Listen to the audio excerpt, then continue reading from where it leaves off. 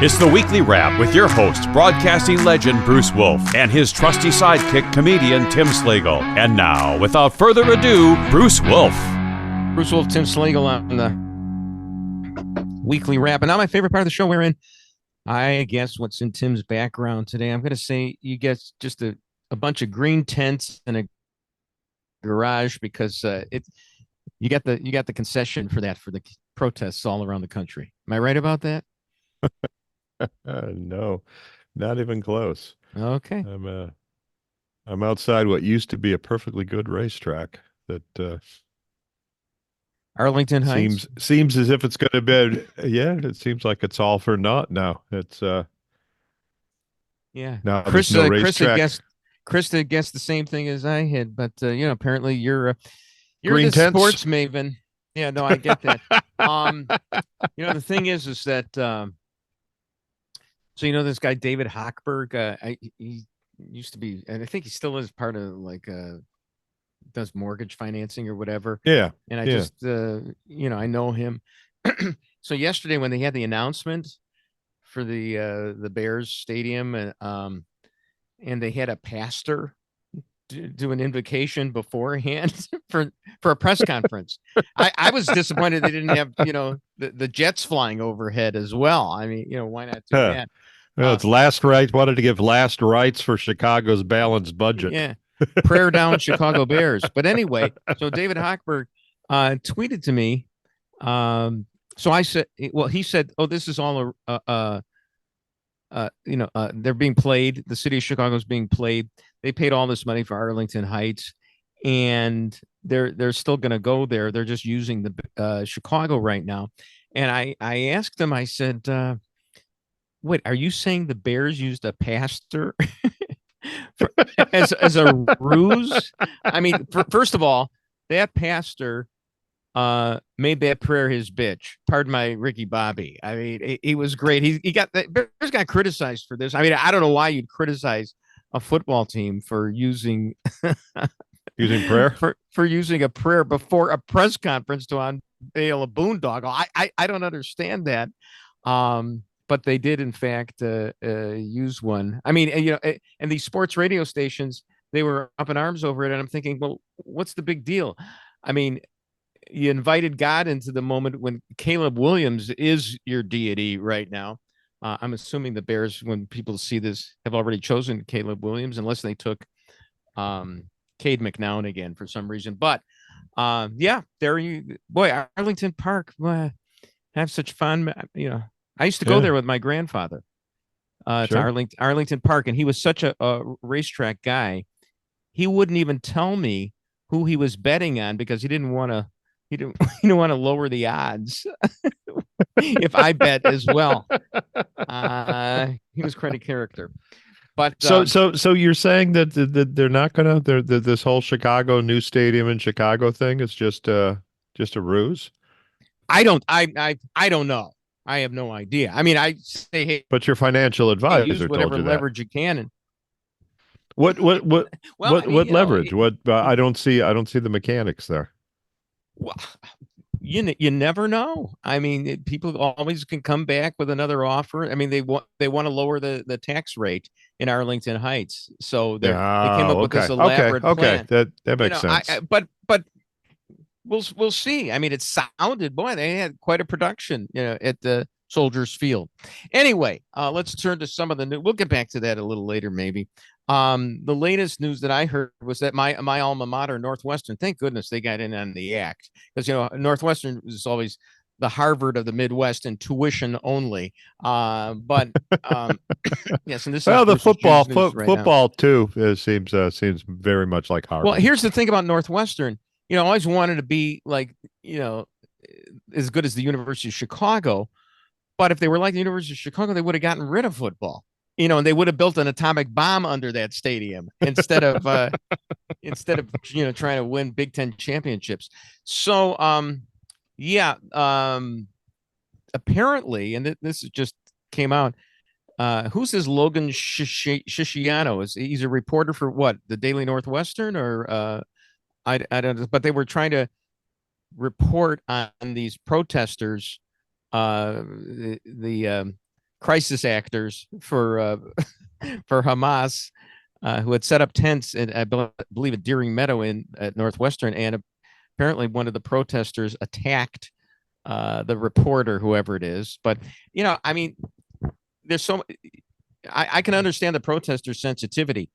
I forgot which law school it is, but there are law students. It's some big time university who said that they felt triggered or microaggressed or macroaggressed by the fact that there were police on campus to get rid of the protesters. They didn't like the police being there. So, that's what our future has in store for us. I also note that in New York, I'm questioning this though. Why would you attack a reporter? I mean, isn't that the idea? Don't you stage a protest for media attention? This thing is so well orchestrated now that, I mean, they've got a whole plan. I think at Princeton, the plan was thwarted because National Review printed the plans for the protest and kind of upset the whole thing. No, the whole thing is orchestrated. It looks like, where's the money coming from? All the tents look the same. That's why I thought you had the tent concession. But and today, or well, and why the I saw a tents? video. Because they're digging in for the long run, or is that?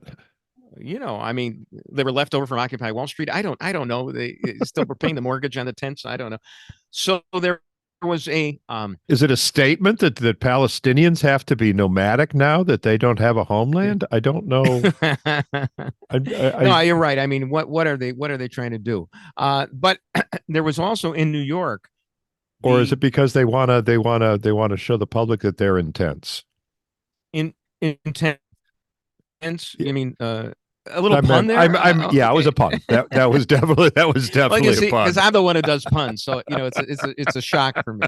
So here's the thing: the protesters, the Hamas, the terrorist wannabes, were actually charged into the Fashion Institute of Technology in New York. They went right in there, and I'm thinking, I mean, it looked like, I don't know if you remember the Filene's Basement sale when they opened the doors for the wedding dresses. I mean, that's what it looked like. So this is getting kind of crazy. Now, I do have to say that Susan Sarandon was at one of these protests a few days ago. I think it's the one at Columbia, and that was the one, as of this writing, that's still going on. A lot of these have been snuffed out.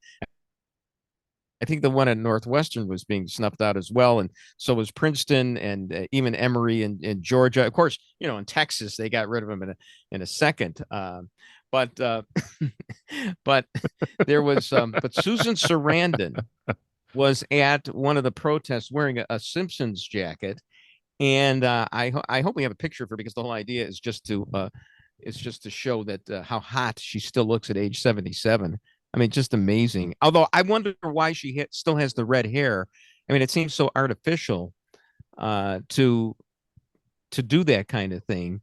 You think she'd want to be natural and not give in to mere fashion, which is part of what the patriarchy wants.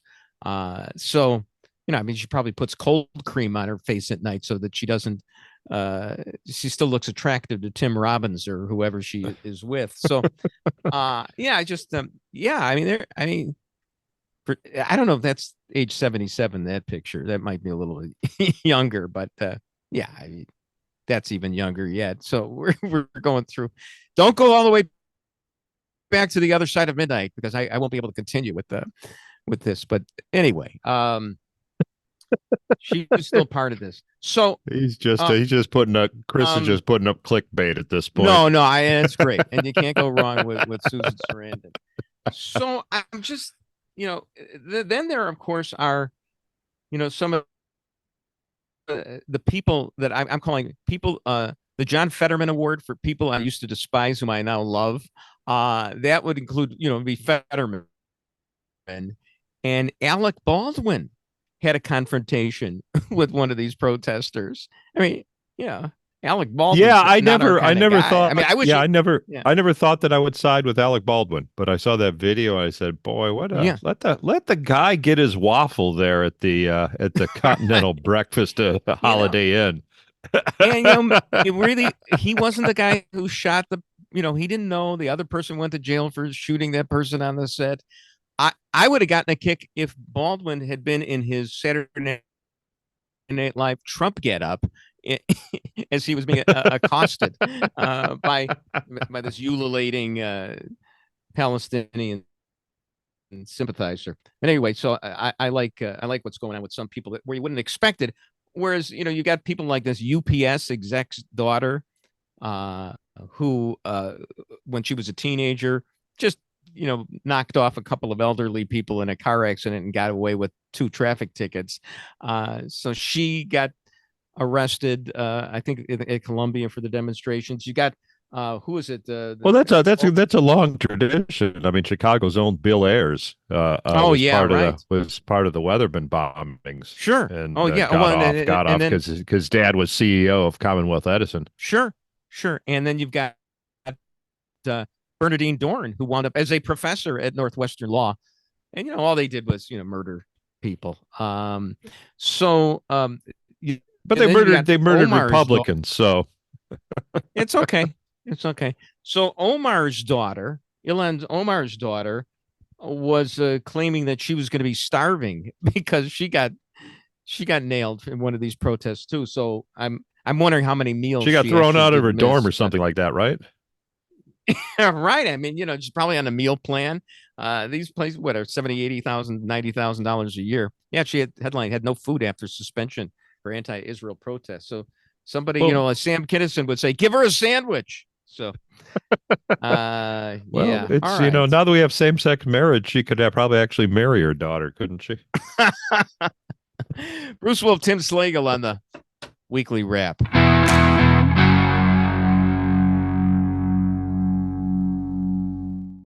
So former anchor Katie Couric telling Bill Maher what she thinks motivates Trump supporters. Watch.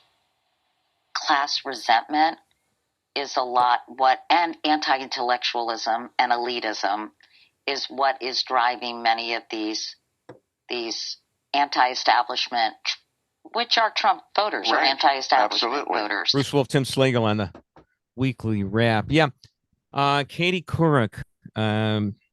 I'll never forget, everybody's an idiot. They're all one of the most brilliant minds of our generation. In today's show lore, I think she could give Ann Curry a run for her money, but certainly not Barbara Walters. But I recall a story where you remember when she was doing that interview with the Bushes in the White House, and it looked vaguely. It looked like she caught George because George Bush walked in on it, and then she started quizzing him about instead of doing a lighthearted look, at fireplaces and things like that in the White House, she started quizzing him on the issues, and he looked like he was taken aback a little bit. But the story, anyway, if you believe it, is she's got an earpiece there, and Jeff Zucker, then the producer of the Today Show, is feeding questions in her ear. Yeah, a la broadcast news where William Hurt keeps hearing the F-14 is a Tomcat. So yeah. So basically, nice the questions were supposed to be what's your favorite Christmas candy and stuff like that. It was supposed to be right, and then but they made her look smart there. Somebody told me that about 15 years ago, she edited an interview with gun owners to make them all look like violent redneck hicks. Then they released the complete unedited interview proving her a fraud. I remember that. Then she also had to apologize. She had to apologize for that editing, right? Okay. I can't remember now, but she had an interview with Judge Ruth Bader Ginsburg, and Ginsburg had commented that NFL players who knelt during the national anthem showed a contempt for a government that has made it possible for their parents and grandparents to live a decent life. And Couric edited that one because she didn't think that Ginsburg really understood the question, I guess. Yeah, sure. Supreme Court Justice didn't understand that. But she did allow Ginsburg to say in that one that kneeling for the anthem was dumb and disrespectful. But then she took out some of the other stuff that really laid it on these guys. So I love when people do that kind of thing. Is it her or is it NBC? Because NBC has the reputation, right? They were the ones that edited the George Zimmerman tape, so that well, I mean, NBC's done what crime and misdemeanor do you want me to bring up about NBC? blowing up the truck was my favorite. Oh yeah, that was great. Dateline thing, that was a great one. But also, I mean, the Harvey Weinstein story they sat on. By the way, Harvey Weinstein's rape conviction was overturned by the New York Court of Appeals. Too much evidence given in of other unsubstantiated crimes, I guess. Which is kind of interesting, as right now the Trump trial is sure. The National Enquirer. David Pecker is actually totally irrelevant to the case, but he's making headlines. I mean, that trial is. I mean, I keep reading. I've read about it before. Andy McCarthy, talking about, they don't have actually haven't even alleged anything that the state can charge him with. I haven't read up as much as I should on this. I wonder if they would have been entitled to what's known as an interlocutory appeal, where you go up to the appellate court on issues that, if the appellate court knocks it down, then you don't have a case. Or do you have to try the whole darn thing and then go up? I'm not sure, how it's done in New York criminal trials. But anyway, yeah, I mean, they're showing that Trump is a sleaze. Well, it's not a crime to be a sleaze. It's also not news. Oh, that's for sure. We kind of know what he is. Yeah. So, speaking of morning show or hot network hosts, so Megyn Kelly admitted that she voted for Trump in the 2020 election, I believe. And remember Megyn Kelly in one of the debates, those early debates in 2016. I mean, basically, I think Trump had said to her, correct me if I'm wrong, that she was going through her menstrual cycle or talking about somebody else doing. I mean, it was really out there, and Megyn Kelly took exception to all this stuff, but she wound up voting for Trump in 2020. And it's just interesting that she admitted that she did that. So speaking of, and I like people being forthcoming about this. I think she said, I've never shared this publicly as a journalist. I don't talk about who I vote for. I never have, but I am going to. I think journalists should talk about who they vote for. So when I was working for the Fox morning show many, many years ago, then that was Channel 32 locally, the network honchos said, oh, our local stations have got to jazz up their morning shows. They've got to have what were called hot topics. Let's get into the issues. Let's talk about things. So they had me on, the hot topics with the morning show hosts, and I say to the hosts on the show, all right, let's do these hot topics. Election was just held. I voted for Bush. Who did you vote for? They looked at me like, are you kidding me? And for the record, both of those people have jobs in broadcasting still. I don't. One of them is a syndicated talk show. So yeah, it's yeah. So you think that's because you admitted who you voted for, or you? No, I think it's just that's the kind of person I am, and I'm going to get in trouble, and I take things too seriously, and I don't play politics the right way, and but that's fine. That was before Hot Topics was a place that still sold swimsuits and skateboard tops, I think. Oh, really? Okay. So, all right, let's talk a little bit here. I'm actually encouraged. Boy, I can't tell you how down I get when I hear that like Trump is not leading, and it's losing ground to Biden. And if you remember, we talked last week, and you were just going according to the bettors, and they were all betting pool with Biden. And here's the thing. And what's funny is because I don't even like Trump that much. And a lot of people would call me a rhino, but I really want to own the libs, one of those voters. So sure, you're one of those. You're one of the like what he says is that getting elected is the best revenge. Yeah, well, I think my view most closely approximates Bill Barr's the former attorney general, who said, look, I'm for Trump because it's like playing Russian roulette, but with Biden, it's even worse than that. And Trump tweeted back to him something like, "You are the worst, scummiest, awfulest, but thank you for the thanks for the endorsement." So I mean, it's really funny. But here's the thing. I think Barr should be investigated for collusion. It's where'd you get that roulette, sir? Oh, there you go. There you go. So Biden seemed to be leading among likely voters, but Trump among registered voters. So if that were true, it would behoove the GOP to make it even easier to vote. Maybe have Larry David provide water for Republican voters in line. It's kind of ironic there.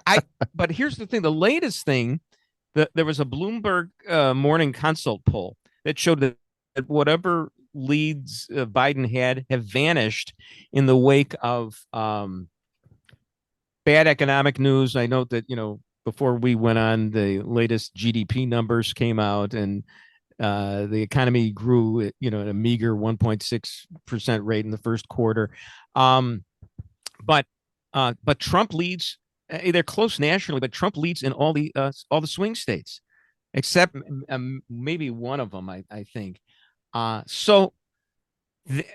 that's the Bloomberg Morning Consult. So I don't know if that comports with all this stuff about likely voters and registered voters, but it looks like it's swaying in Trump's way now for him. What's your view? Did you see his appearance in New York? It was in Manhattan. It was like he just stopped by a construction site, and I didn't see that one. It just turned into a rally, and it just all the workers were shouting USA, and this is in New York. I mean, sure. I mean, right, because apparently, according to polls, is that Biden's lead is down to 10 points in New York. In New York, yeah. Wow. So I mean, I heard this on the commentary podcast, among other things I heard on the commentary podcast, and sprinkle through this podcast without any attribution, plagiarism being the sincerest form of flattery. But they mentioned that Stu Stevens in the New York Times, and this is a guy anti-Trump and everything like that, a political consultant, was saying that the more that Trump is in court, the better it's going to be for him. It takes him away from those big rallies, which can be antagonizing to people. But he's got there's a different view of him. I mean, it's more relatable or something like that. And maybe the best appearances are a hybrid where it's like a spontaneous rally among the construction workers, sure. like you said. So it could actually help him. And here's the thing. Here's the interesting thing too. Okay, let's imagine, for instance, that comes very close. Where it's normally a blowout in New York, it's a blowout in California.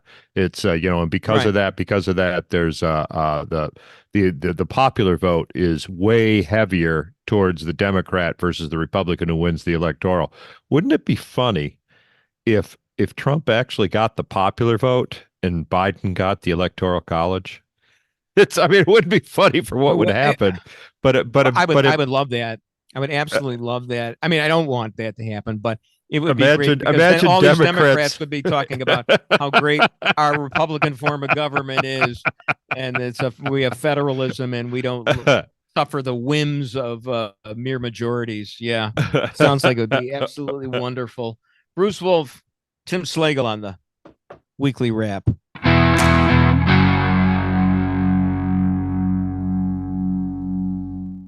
For the family of Dexter Reed, the man shot and killed by police during a traffic stop, filed an 81-page federal civil rights lawsuit against the officers involved and the city of Chicago. Reed was killed by Chicago police during a traffic stop last month.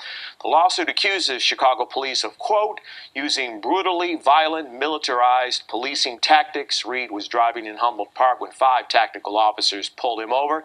CPD says for a seatbelt violation, body camera footage of the traffic stop was released by the Civilian Office of Police Accountability. Police say Reed fired first. Bruce Wolf, Tim Slagle on the Weekly Wrap. So, we've seen photos of Dexter Reed, and there's the one stock photo of him in his cap and gown, which you see all the time in these kinds of situations.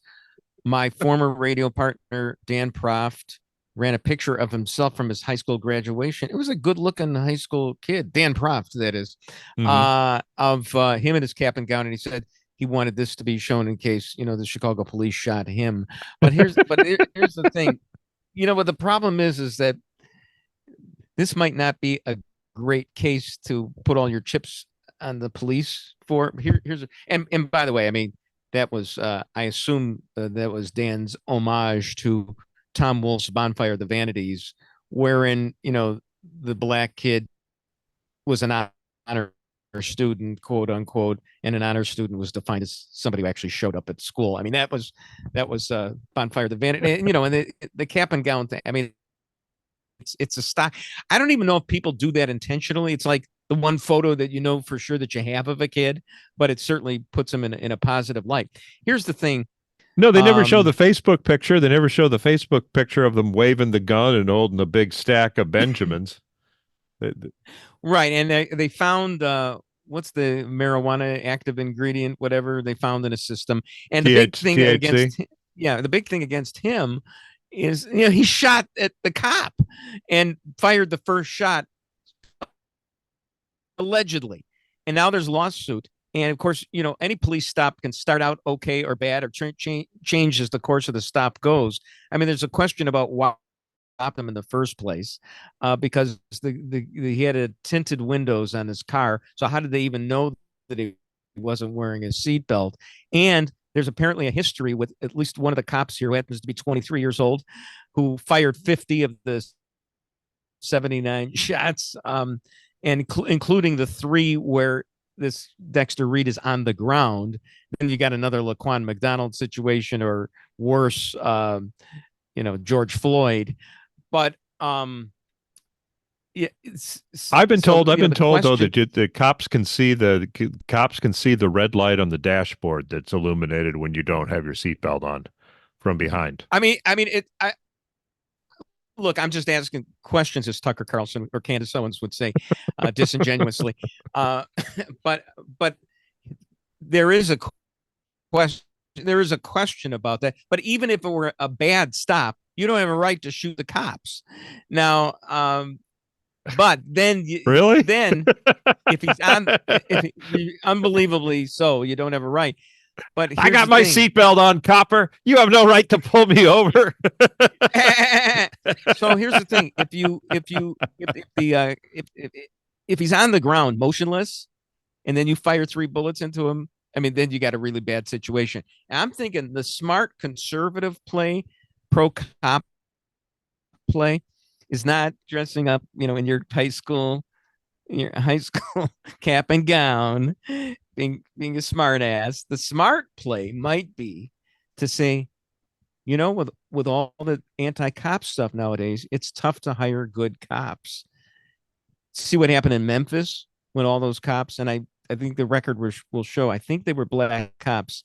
I mean, it was kind of horrible what they did in Memphis. But maybe, who knows what the caliber is of Chicago cops right now. I mean, there's this 23-year-old cop who hasn't been identified, and you can't fire 3 shots into a guy who's motionless. Now, I don't know what the facts actually are, and if my guess is when you get shot at, is that finger just starts going. You don't really pay any attention. You're just trying to set up a barrier of bullets. I mean, cops aren't. No, you're not. This isn't TV, Clint Eastwood, whatever, where you're supposed to wing somebody, shoot the gun out of their hand. Right, totally. No, it isn't that, and you're entitled to, fire a lot of bullets, but there is that question of, if he's down on the ground and motionless, adding 3 more, that might be the thing that nails the police. Yeah, that might be the thing. And I wouldn't necessarily, I think this is a pretty settled case. It's the fact that there have not been protests organized and protesters shipped in. Granted, the Hamas protests have kind of used up all of the protest pool. Sure. But the fact that this has not been turned into a national issue indicates to me that it was justified. But there is no there question. is a local lawsuit.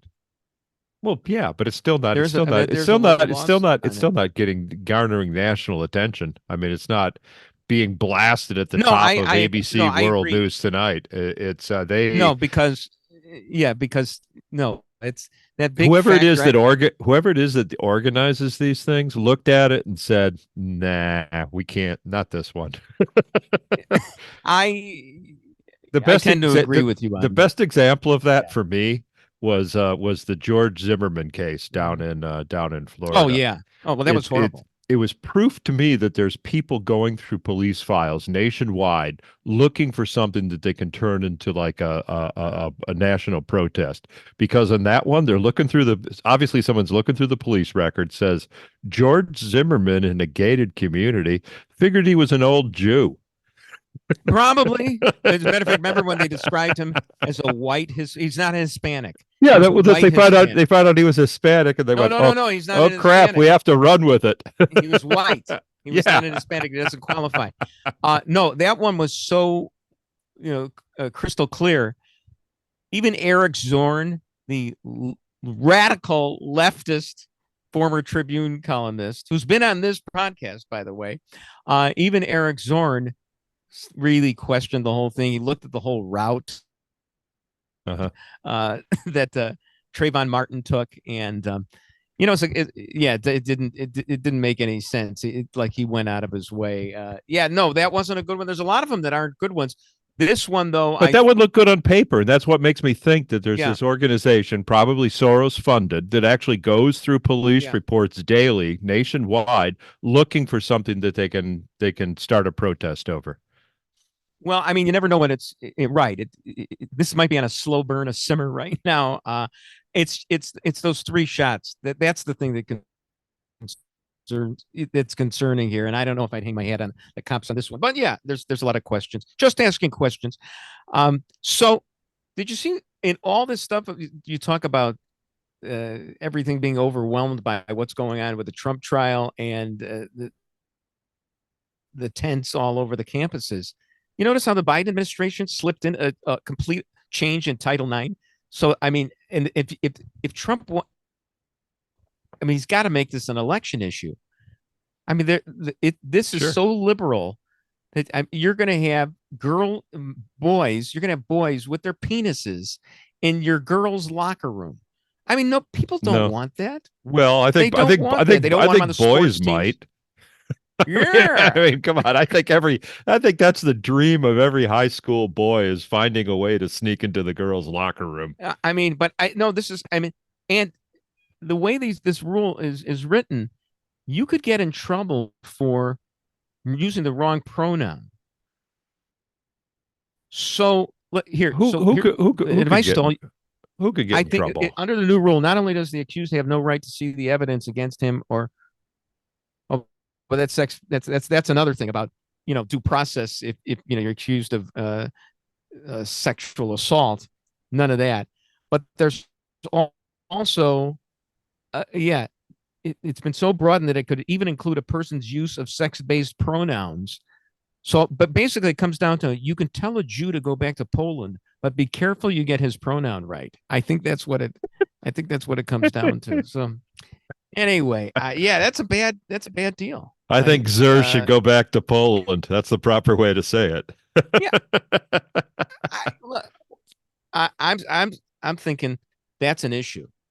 That's an issue that in addition to what's going to happen in Chicago with all the protests, I think that's something that Trump should be able to key on. No. Because people don't like that stuff. Yeah, absolutely. That goes hand in hand with what happened with COVID. And as much as Trump could be blamed for what happened with COVID, the draconian measures that were taken that closed the schools. I mean, people don't like their schools being taken over wrongly by the government, and the closure of the schools, and now the opening of the bathrooms to boys and sports teams, that's not going to fly. It's going to be awful for them. So, and hey, with the Bloomberg morning consult poll, and the Bears getting Caleb Williams, I'm feeling pretty good right now. Let me tell you. Real quickly, if you want a good debate about Ukraine and whether we should spend money on Ukraine, and as Kevin Williamson pointed out in the column, the aid comes down to about 16 days of Social Security. But if you want a good debate, listen to Noah Rothman of National Review and Michael Brendan Doherty, also of National Review, debating on Charlie Cook's podcast. I know it was a good debate because I listened for about 15 minutes and then I fell asleep because it gets into so granular, into such details about, well, there was this Orange Revolution or something like that 50 years ago. So that's your like metric. Disagree so much. Huh? That's your metric of valuable information. If it puts you to sleep, it's probably valuable information. If you fall asleep, on it, it's hard to get excited over it. Look, I'm a simple fella. I'm at most a tweet thread, not a 45-minute discussion. Okay, all right, already. Just give him the money. Anyway, Bruce Wolf, Tim Slagle on the Weekly Wrap.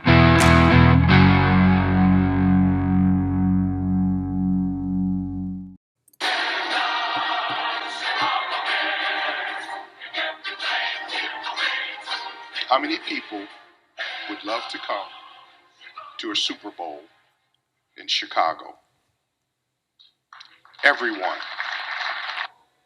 Transforming the lakefront, the Chicago Bears unveil their plans for a new stadium and green space near Museum Campus. Bruce Wolf, Tim Slagle on the Weekly Wrap. Yeah, I knew we talked about this a little bit earlier because it's such a big story, but excuse me. So this Kevin Warren, the president of the Bears, while they were doing the prayer to start the whole thing, which we mentioned before, he's sitting there with his hands out. I think his eyes were closed too, and his hands are spread out. It must be some sort of pose that you have when you're praying. Like palms upward towards the sky. Yeah, might be. To me, that is a form of praying. That's rather than folding your hands.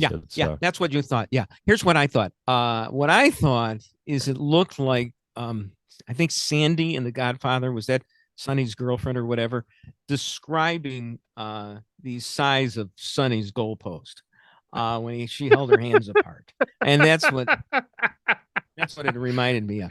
But myself, I thought he was waiting for someone to drop $4 billion. There we go.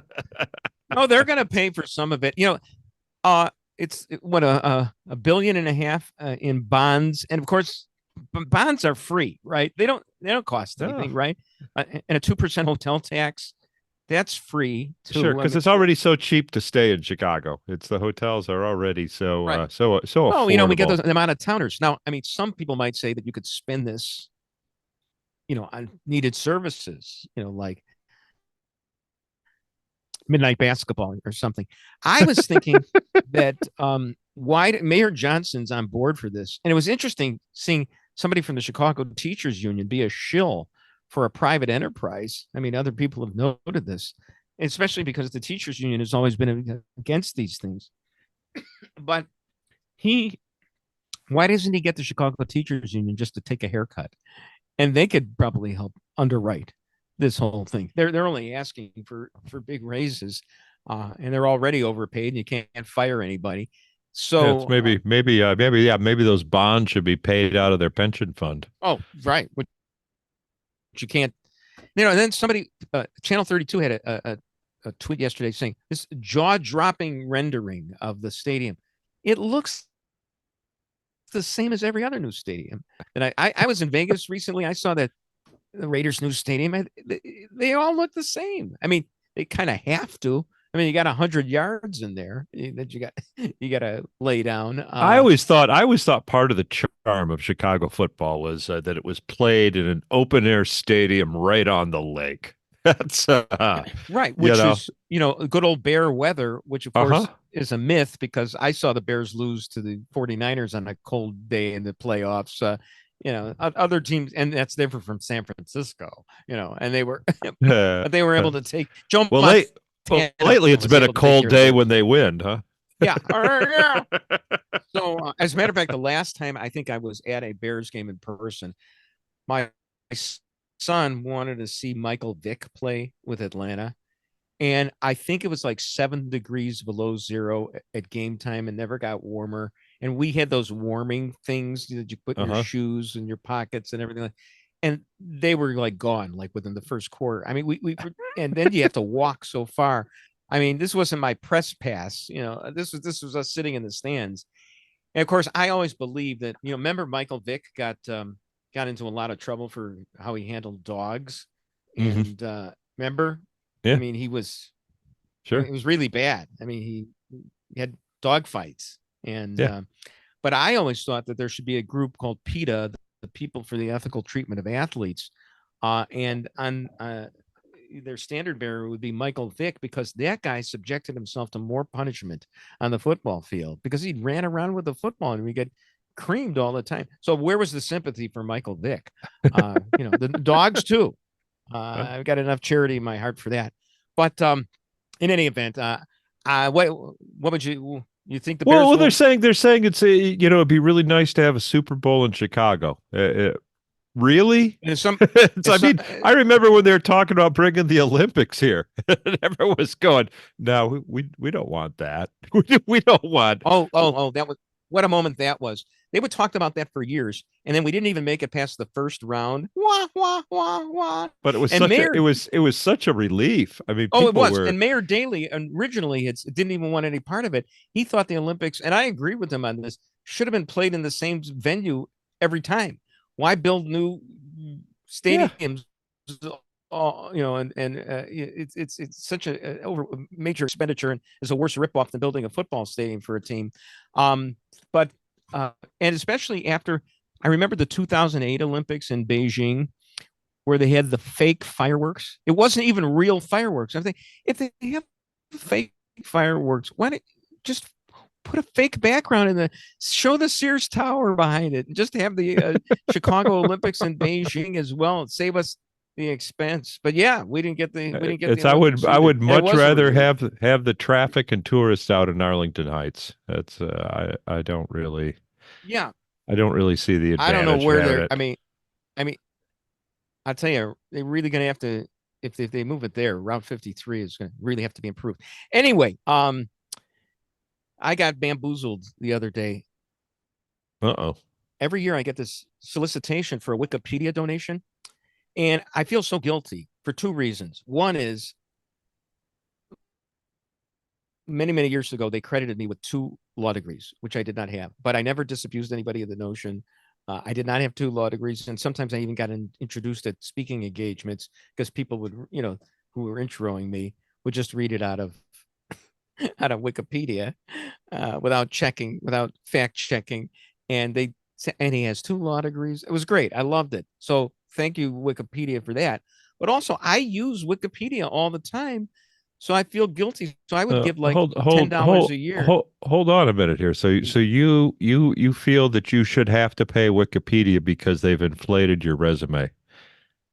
That's yeah. Like right now, I'm looking at it right now, and I've actually got an entry in here. It's not everybody's got a Wikipedia entry. I do. Of course, it is kind of dated. It says he also fills in as a sportscaster on WMAQ TV in Chicago and works part-time as a divorce attorney. I haven't been on TV since 2012, so it's a little bit out of date. And I'm not a divorce attorney. I don't see any mention of the weekly wrap in that Wikipedia entry there, Bruce. It's, why don't you put an entry in there? It'll I don't even think it necessarily has when I keyed the car at channel 32, but it's great to have an entry. Actually, anyway, you really want me updating your Wikipedia entry? Right, whatever you want. I got the Don Lemon story, the keying the car. There's so much in there. There's so much in there that isn't even mentioned.